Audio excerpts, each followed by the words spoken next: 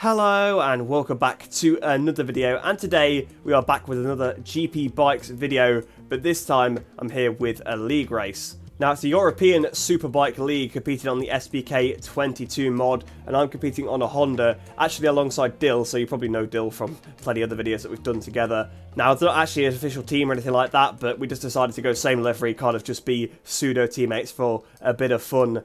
The first round is here at Hockenheimring, and there's actually 2 races per round, so without any further ado, we'll get into the first race. I hope you enjoy. So here we are then, down on the grid for race 1. Now I didn't actually record my qualifying, but as you can see we are 5th place on the grid.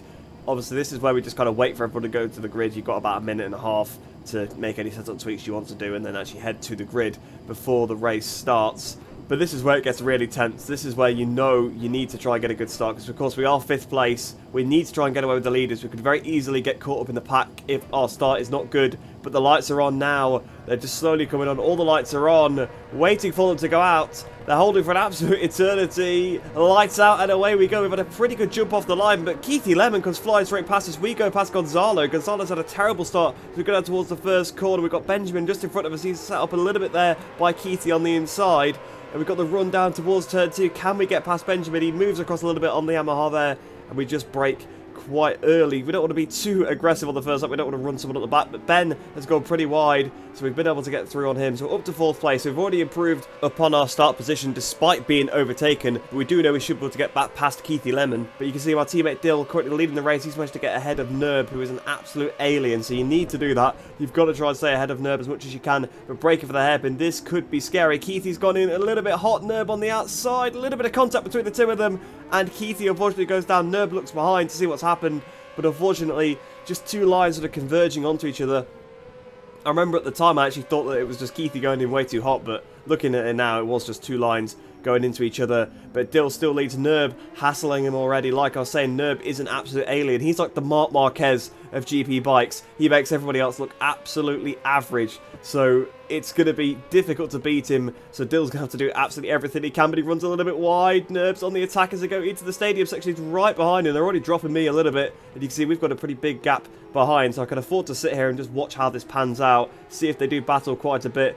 But Nerb is going to make a move somewhere. You can see he's all over the back. He makes a little bit of a mistake there, to be fair. There's a green flag behind. I'm not sure if that's actually a crash, or there are some points in this track where the yellow flags come out just because you're going so slow through some of the hairpins. But probably was an actual crash. But at the end of this first lap then, you can see Dill right to the left-hand side, Nerb right to the right-hand side, sort of fighting their bikes in the wheelie. And I'm just hanging in there.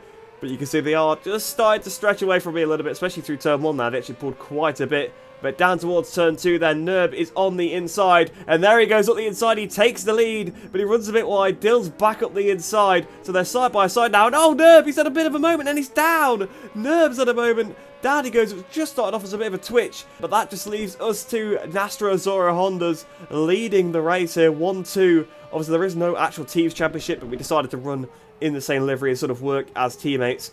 So 1-2 for us, that's pretty much the perfect start. But Nerb, such an uncharacteristic mistake from Nerb there. He never makes mistakes like that. So strange. I mean, he just got a bit of a bobble, and then I think he just sort of hit the curb, and that was just enough to throw him off the bike. Because he's cutting onto the next lap now then. We're actually sticking with Dill. In fact, we're closing up on him a little bit, it looks like. Losing the rear a little bit there. But to be honest, Dill has been quicker than me all the way through the testing. We did a lot of testing, a lot of practice together. His times were really fast. I mean, if you look in the bottom right, 36.0 for me on that previous lap, that would be my personal best by a long way. I was struggling to get any 36s. And you can see we've got the slipstream on Dill down towards the hairpin. We close up quite a bit on the brakes, which is a little bit unusual for me on this game, to be fair. And we get the switchback. Can we do anything? Can we get the exit? Dill's a little bit wide. We're all over the back of him now. Another green flag in the background, but I think that is just because of the hairpin. But it's just so difficult. There's no way to get past on this track. It's super difficult. Unless the other guy makes a mistake, there's very few corners you could pass on. You could perhaps do it into here, but he was definitely better than me through there. And then basically from this point onwards on the lap, you might see it. He'll just pull away. He'll just start to stretch away from me, just like there. Look how much he's pulled away on the exit of that corner. Perhaps I didn't do that one quite right on that lap, but generally through this sector, he could absolutely gap me. I bring it all back sort of then through part of the lap, and I was just in a position to try and stick with him. But really, we were running an insane pace. Like I was saying, my 36.0 in the bottom right is the best lap I've ever done. If you look at the top, we're over half a second underneath. We clip that sausage curb a little bit. I think we both did through the penultimate turn, a tricky corner where it's so easy to crash. You have to watch the front end through there. Probably the only dodgy corner on this track. The last corner, I took a lot of risk there on the curb, but up towards the line, you can see we're going to do a 35.5, which is absolutely unbelievable. Way quicker than anything I've done in any of the practice races. So, you know, we were running a hot pace in this one.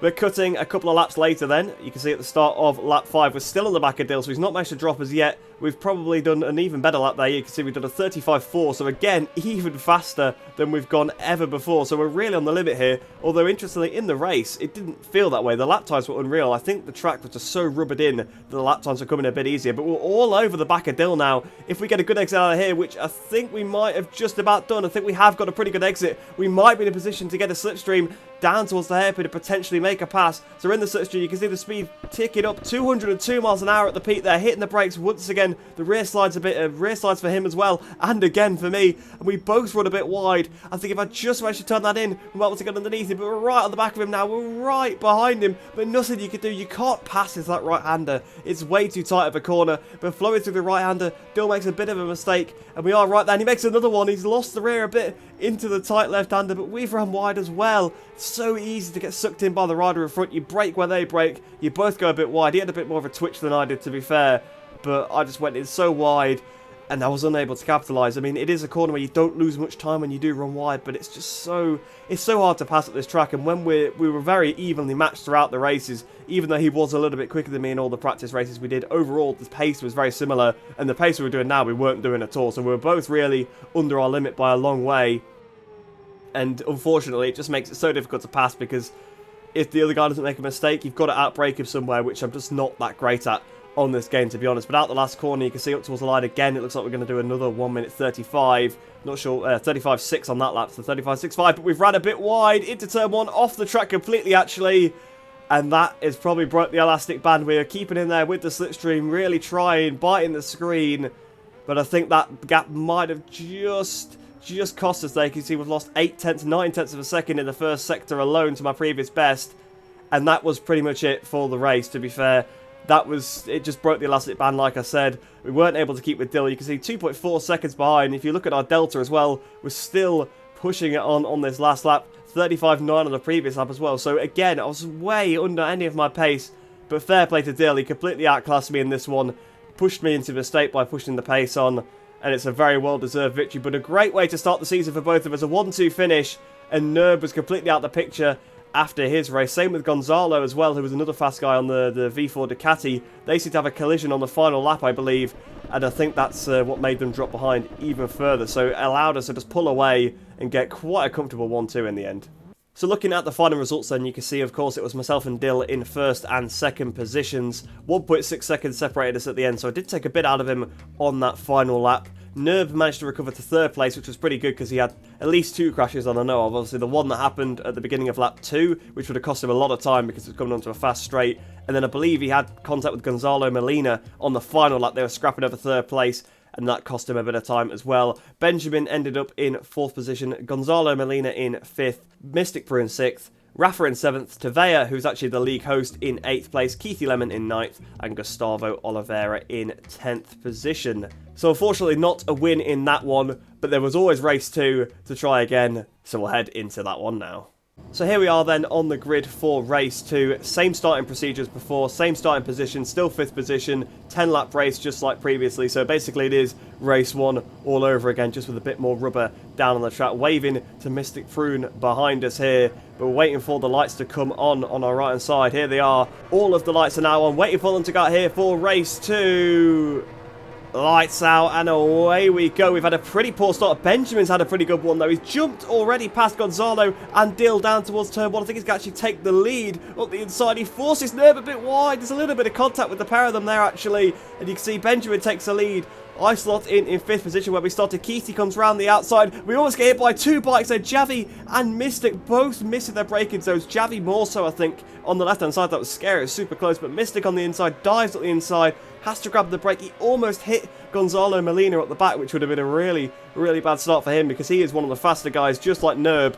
So they are going to be the competitors this season. those two and Dill, of course, as we break for the hairpin then. Just trying to break as deep as possible, but you can see Ben and Dill have both gone wide. That's opened up the opportunity there for Gonzalo to take the lead briefly. Ben comes back on the track. We've passed Dill. Dill's down behind us. We're side by side with Ben. We've passed Ben. But is he going to be able to come back up the inside? Yes, he is, because we ran a bit wide. Like I said, you cannot pass into that right-hander. But all of a sudden, Dill's up the inside. We have to pick the bike up. He misjudged that one a bit. It was very aggressive. He sticks his hand up to apologise. And in all fairness to him, he actually lets us through. Now, to be fair, there was no contact, so he didn't need to do that. It was very nice of him, of course. That's what you get, I suppose, teammates and friends. Benjamin, a bit wide in front, looking behind to see if we're going to overtake him. But now right on the back of Benjamin into the stadium section. And we're going to want to dispatch of him as quickly as possible. As you can see, Nerb in clear air is pulling away already. Gonzalo Molina in clear air is pulling away already. But Benjamin clipped that sausage curb. He's gone wide. And that's put us up into third position. So a pretty big mistake there from Ben. But fortunately, that means we don't actually have to overtake him, which obviously makes things a lot easier. But we've now got the two leaders in front of us. What is the gap? 2 seconds from the leader. So pretty much 2 seconds from Gonzalo as well, because they're right behind each other. So that's not how you want to start the race. 2 seconds to the two fastest guys in the league already. That's going to be tough to bring back. And we've got Dill right behind us as well. My teammate, who obviously showed he was similar pace to me, slightly faster in race 1. So I'm definitely going to want to try and put one over on him and beat him in this one. But really, it is about working together to beat these fast guys. Obviously, we didn't see much of them in the first race, but that's just because they had their own incidents. They got quite unlucky. I think they probably would have beaten us, or at least been up there with us in the first race had it not been for their incidents. You can see a yellow flag again, but ignore that. That's just the hairpin.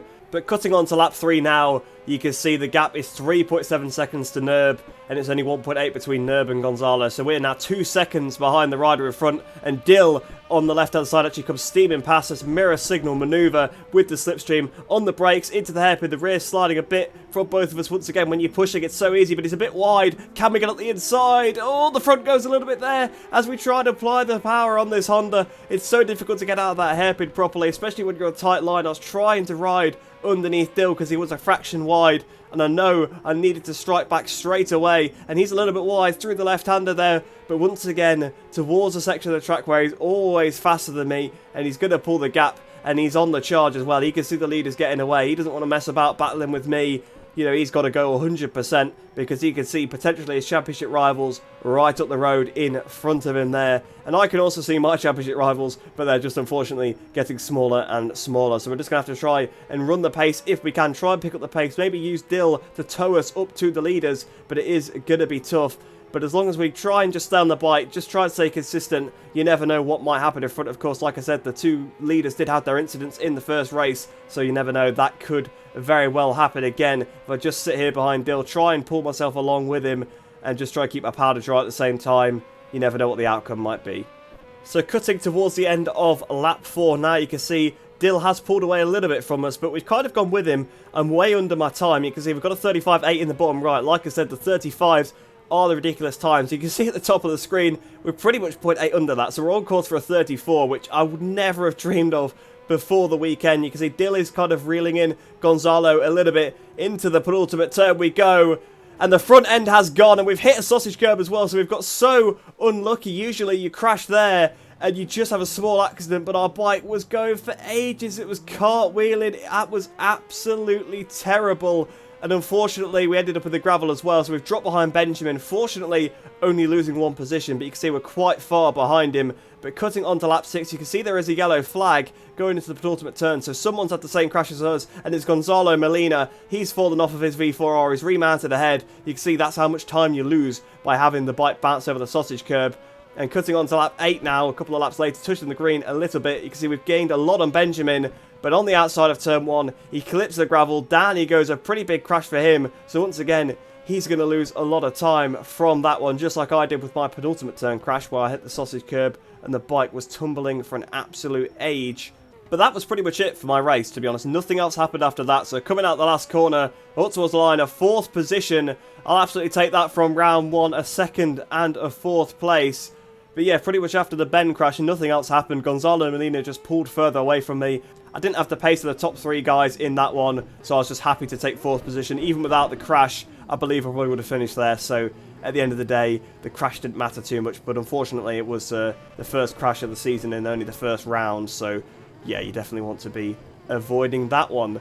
But looking at the final race results then from race 2, you can see Nerb, an absolutely dominant victory, 9.7 seconds clear of Dill, the race 1 winner. So I think it is going to be between probably those two for the championship, but that just shows you Nerb's alien pace, 9 seconds clear of a rider that didn't crash and had a very, very fast pace. Gonzalo Molina comes to him in 3rd place. Of course, myself in 4th place, 23 seconds off the win. So not fantastic there. A long time behind Nerb. Keithy Lemon ended up in 5th place. Benjamin 6th. Mystic Bruder 7th. Gustavo Oliveira in 8th place. 9th for Adrian Serro. And 10th for Tavea, the league host. So if we look at the championship standings then from that first round, you can see Dill leads the championship with 45 points, 4 ahead of Nerb in 2nd position. I'm currently sat in 3rd place, only 12 points off the lead of the championship, so after one round, that's not too bad at all. 4th place then for Gonzalo Molina, 18 points back. 5th for Benjamin, 6th for Mystic Prune, 7th for Keithy Lemon, 8th for Tavea, 9th for Gustavo Oliveira, and 10th for Adrian Serro. Obviously, it's very early days with it being round 1, but to be sat in 3rd position is great heading into the next round, which is actually at Vallelunga, a track that might suit me a little bit better than Hockenheim. Although, to be fair, I actually did quite enjoy Hockenheim. It just was, there was a sector, the stadium section, really, I was a bit slow compared to the other guys. That's where I was losing most of my time. You could see pretty much, you could see that with Dill, really. The same motorcycle, I think we had the same setup on as well, and you could just see where he was making the difference as a rider compared to me. So that's definitely somewhere I could try and work on. But Vallelunga, I think, suits me a bit more naturally. It's a bit more stop-start in a few places, which is more my style. So hopefully going into that round, we can have a better weekend. But I hope you guys did enjoy that one. Let me know if you do want to see more of this league. I do plan on bringing more of it to the channel, but of course, if you don't want to see it, I won't bring it. But hopefully you do, because you seem to really enjoy the last GP Bikes video. I want to try and bring some more GP Bikes to the channel, because now that I've got a new controller as well, it's a little bit more feasible for live comms for GP Bikes as well, without my controller being really loud in the background. But like I said, I hope you did enjoy that one. Hope you enjoyed the rest of your day. Hope you're all staying safe, and I shall see you in the next one.